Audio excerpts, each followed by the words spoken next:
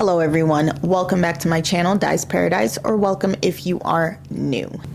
In celebration of my 1-year anniversary of joining BookTube, I am going to be giving you guys a rundown of the best and worst romances that I have read in my 1 year on BookTube. And bonus points, all of the books that I will be talking about today are by Black authors. Disclaimer, you will see me in another clip where my hair is going to look like how it looks in a thumbnail. Just don't ask no questions. We're busy, we work, we do what we gotta do, and we have hairstyle changes. Okay. So the first book that I have on this list is Midnight by Beverly Jenkins. This comes in at number 3 on the best romances that I've read during my time on YouTube. And let me give you a little rundown of what this book entails. So this is a historical romance that follows Faith. She is the daughter of an innkeeper during the American Revolution, and Nicholas comes back. Nicholas is pretty much the main male character. He comes back to town to settle some family affairs, and he starts a nice little spicy family affair while he's there. This was my introduction to Beverly Jenkins, but I have read some other works by her since reading this book, but this was the first romance novel that I read by Beverly Jenkins, and I fell in love. I feel like she just knows how to write such a beautiful, fleshed out story, and the reason why this book is definitely on one of my top my top list is just because I loved seeing how she took romance and she took the reality of being Black in America during the time of the American Revolution, and she spun it on its head and said, it doesn't matter what's going on in the world around us, love still prevails. And that is literally how I felt reading this book. It was just so beautiful. The book was definitely on the conservative side, but it was so beautiful. I feel like this book exemplifies what it means to have more to the story, if you know what I mean. I gave this book a 4 out of 5 stars, and I definitely recommend it, even if you don't like historical romance, because, baby, I didn't like historical romance when I read this book, and after I finished it, you can't tell me that I'm probably not going to like a Beverly Jenkins book at this point. Coming in at number 2 on the list of the best romance books that I've read this year is This Could Be Us by Kennedy Ryan. Okay. Y'all, if you don't know, I read this book. This was my first Kennedy Ryan book. I read this book back in May of 2025, and I fell in love. Kennedy Ryan obviously knows how to write some characters, because Soledad was just like she was just such a beautifully fleshed out character and truly gave me a run for my money. Like, I loved everything about her, and I loved reading about her life and reading about her growth and reading about how she overcame the trials and tribulations, not only just like by herself, but by leaning on her family, her friends, and how having that community truly assisted and helped her through her pain and through like everything that she was going through. I did buy Can't Get Enough, and also I heard that the first book in this series is also really good, so I will be buying that one probably after I read Can't Get Enough though.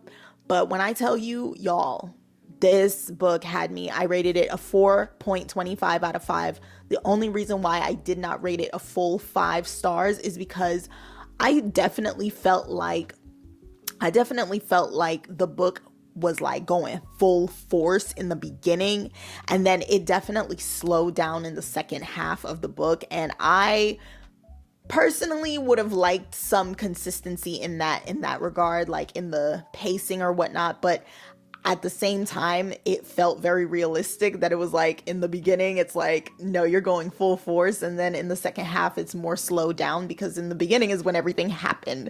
So it makes sense. But yeah, I rated it 4.25 out of 5. And trust me, it was really hard to do that. But this was a beautiful romance book. It was a romance book that didn't even really center the romance particularly, but it was still so well done. And now for my number 1 spot, which is the book that actually inspired this video. I don't know if you can see it right there. Y'all. The book that inspired this video. Honey and Spice by Bolu Babalola. Okay, all right. This book is officially the first romance book that I have ever in my life given 5 out of 5 stars. Y'all, when I tell you that this book had me kicking and giggling and like tee-hee-heeing, it is really hard for me to giggle and tee-hee-hee and hoo-hoo-hoo and ha-ha-ha. But this book, let me just stick to the notes before I go crazy, okay? Honey and Spice follows Kiki Banjo, a university student at Whitewell College, okay? This is a college based in London. She is sharp and witty and takes no, especially when it comes to the waste man them on campus. Because we don't like waste man, okay? Okay. She gives advice to lady students of the African Caribbean organization on campus as they navigate relationships with the boys.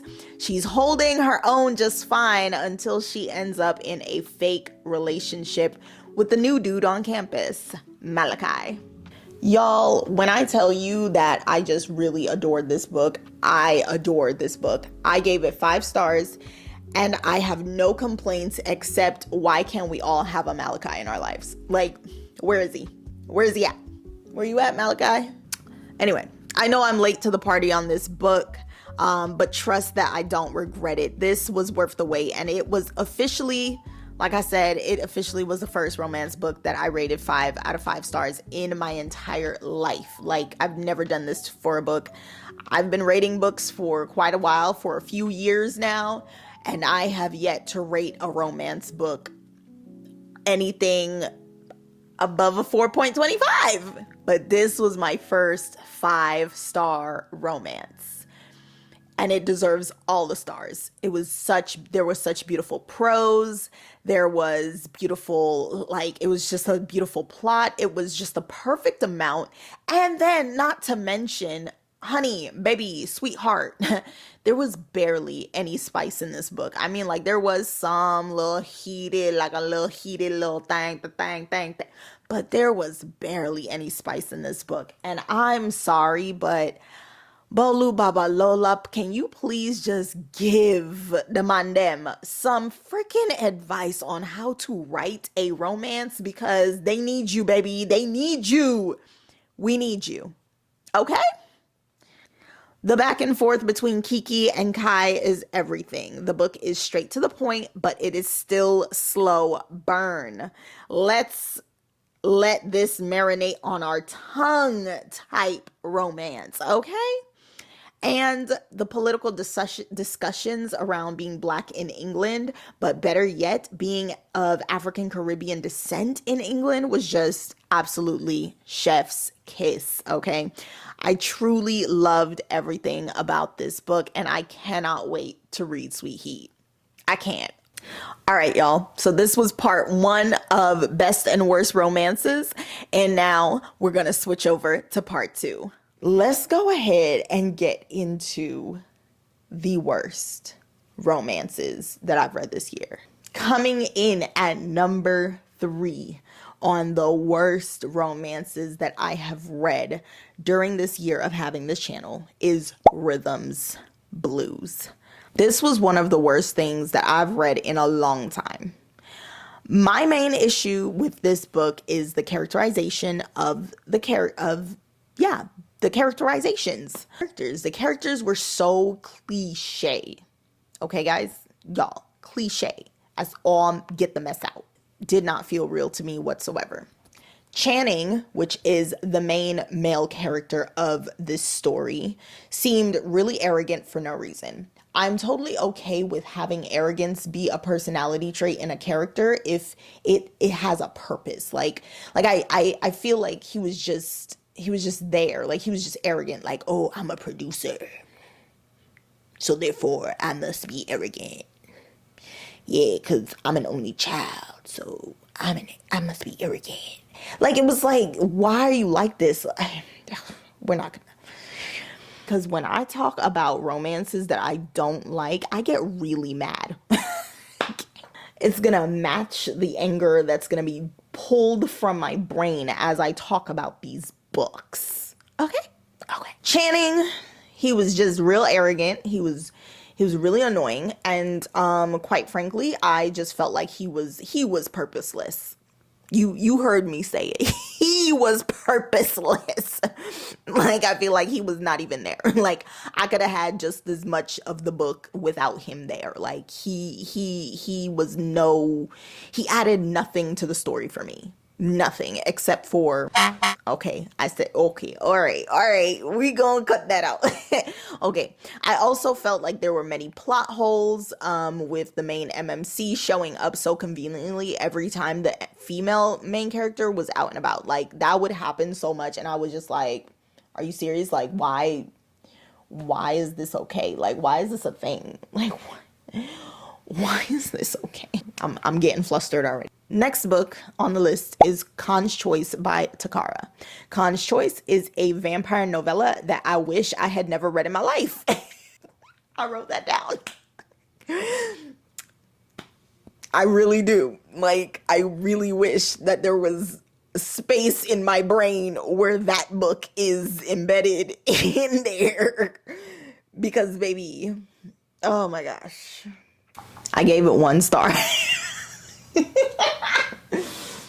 Okay, so I gave this book 1 star, and I'm giving it a star because of the cover. Yeah, I like that the most. I really want to get into novellas, but I have a complaint. When it comes to stories like this, I get annoyed when the main character has no personality. Like, why is this girl just a walking space filler of this book? She's just there to be the object of Khan's affection rather than a person with her own actions, feelings, and thoughts. I'd like to see more novellas with fleshed out characters, but I'm willing to give this author some more tries. We will see. Okay. That was my review. Yeah, I gave it a star because of the cover. It's a nice cover, but that's all it got going for it, TBH. The last book, and the book that I consider the worst romance that I have read during this 1 year of having this YouTube channel, is a book that I literally said, I wrote down in my notes, go ahead and wing this one and rant. So disclaimer, I will make this a disclaimer first. I DNF'd this book. I was 50% in, and I DNF'd this book. And this book that I'm talking about is Hear My Heart by Tay Monet. This was the worst waste of my time. Like Khan's Choice, at least it was a novella. I'm trying so hard to control myself. But I don't think I am. I don't think I will. Okay, let's talk about this book. So this book, Hear My Heart by Tay Monet, follows our main character, Nakira. Nakira is a person who is deaf, hard of hearing, and she is engaged to someone named Rome. Rome is like she feels like he's the best person ever. He's not. He's horrible. Here's the thing though. Rome is a part of a family of people who are okay, a family of people who are crap. Okay, his parents treat her like crap. Rome treats her like crap. Then enters Creed. Creed is her fiance's brother. Yeah, you heard me. He is also the main male character of this book and supposedly shows Nakira how to be loved. When I tell you, I stress about this book so much because it's just Like, there are things in this world that just should not be written. And I'm not trying to say it's because she was dating her fiance, she ended up being with her fiance's brother. That's not why I'm saying that. That's not the reason. I could care less about all that. Like, if that's what you want to do in this book, that's what you want to do in this book. It's a book. This book just shouldn't have been written because it was the most immature thing that I have ever read in my life. The main male character, Creed, is literally just a walking example of, I just want to get over on my family because I don't like them for no reason. This book is so annoying. The grills, the mention of the grills, like, I'm not against grills. It's the point where it's like, why are you mentioning them every second? Like, why is this a thing? Like, why are you, oh, I'm wearing my grills because I know this is what's gonna make my parents mad. Are you a 12-year-old? Are you a 12-year-old child?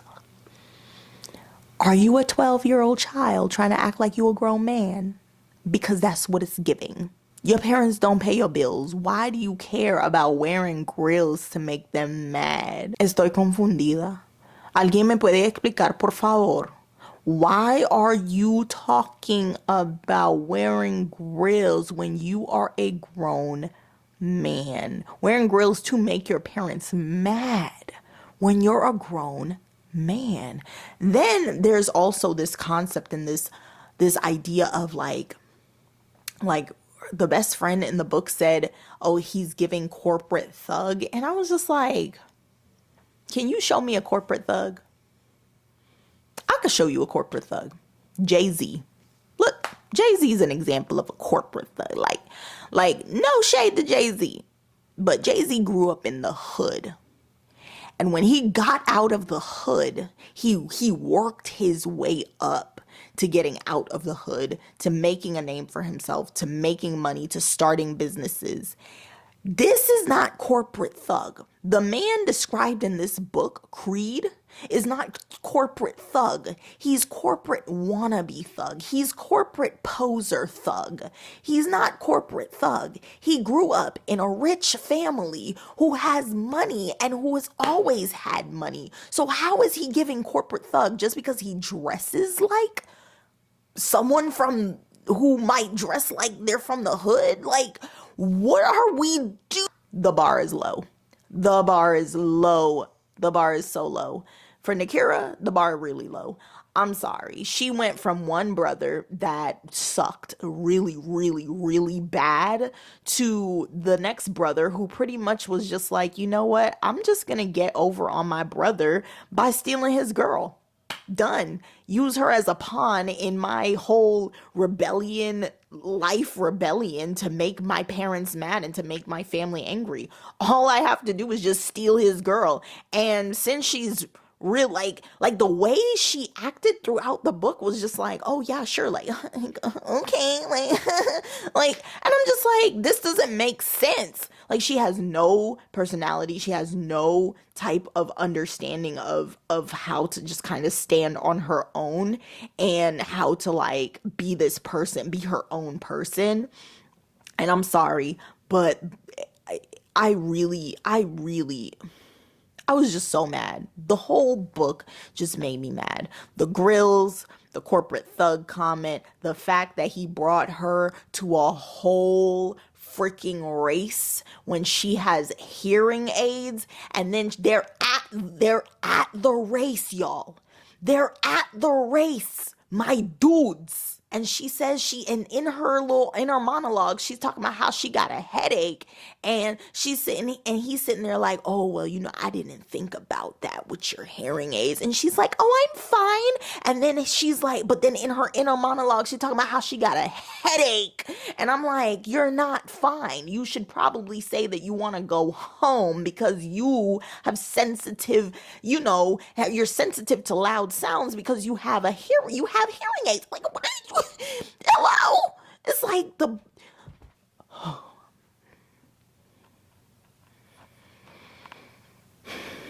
romance.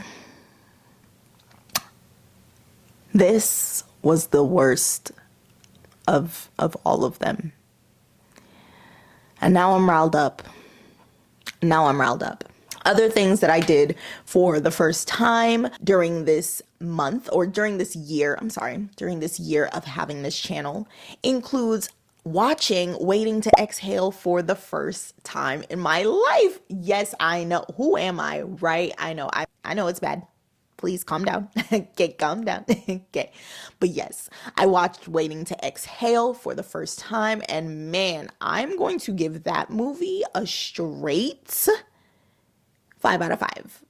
That movie, when I tell you, I was just like so lost and confused as to how in the world straight up encapsulate everything that I feel like we go through as women now. How is this even possible? How? Like, somebody please tell me where society has gone wrong, that we are literally still living out. In this generation, we are still living out the things that our foremothers lived out before. How? Oh, those are pretty much the best and worst romances that I've read / watched, I guess, for this year of me having my YouTube channel. I hope you guys enjoyed this video, and if you did, please go ahead and give it a like and tell me what is the best romance that you have ever read in your life. Please put it in the comments below. I want to know. Please, I want to know. I need to know. I will see you guys in the next one. Bye.